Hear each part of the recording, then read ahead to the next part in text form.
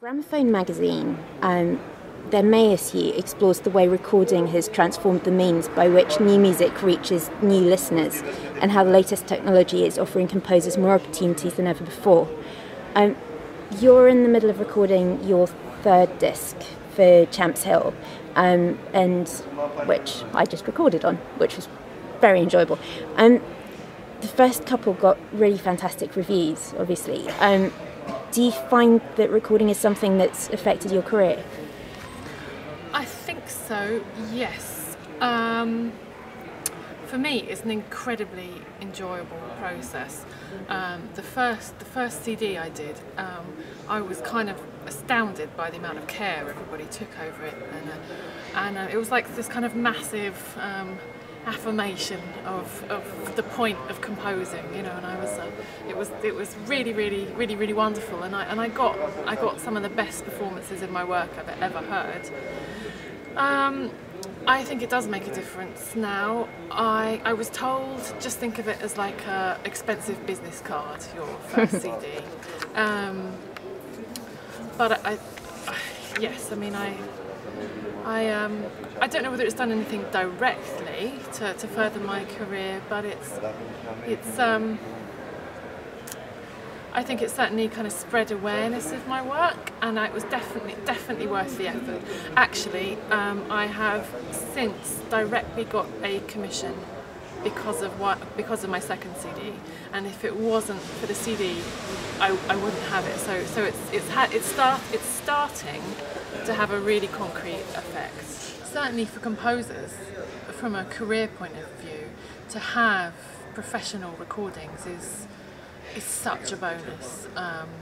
You know, because apart from anything, you know, often live recordings, maybe they're not with the best equipment, and you just can't get as good a sense of the piece.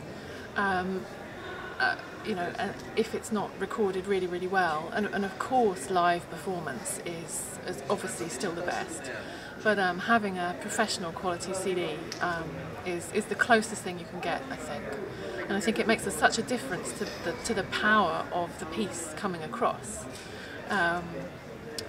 And so you know, your music sounds better, and you can send it to anybody you want. So I think from a career point of view, it's almost essential now. And that's the one thing that I say to all of these people who say, how do you survive as a composer? And I say, get really good at filling out forms and get recordings of all your work, you know, by hook or by crook. So to have a professionally recorded CD is yeah, really wonderful. Actually, it was interesting doing the Mazurka a couple of weeks ago at Champs Hill. Yeah. So something that we'd only had one rehearsal together on, and it was shortly before the concert, so there wasn't really time for us to change anything much. And obviously we asked you questions about it as we were going through the rehearsal process. But it was fantastic actually having that little bit of time where we were recording it and able to get insight from you and ideas from you. And actually the way we played it at the end of the recording session compared to the way we played at the beginning was very, very different. Yeah, I mean, and that's another thing. Actually, you know, it wasn't me. It was Atesh Orga, the producer, who was brilliant. Had an idea about the specific articulation of the dotted quaver and semiquaver, and I mean, I don't think composers are always the best. The best teachers of their music, because Atesh knew. What am I trying to say? He was able, from slightly outside it, to come in and do something quite basic that really changed the piece quite considerably, I think. Yeah. Yeah, it was interesting for us as performers, I think, that actually, to my mind, it works really well both ways. Yeah. I think both are completely viable alternatives. Yeah. But it was just so interesting to hear somebody come in from outside and say, well, actually, hadn't you thought of playing it like this? Yeah. And I mean, what I remember about my first CD was as Like I have a very good ear for notes, so I mean I can hear a wrong note in the middle of 1,000 other ones. Which is why it's so scary to play your music to you.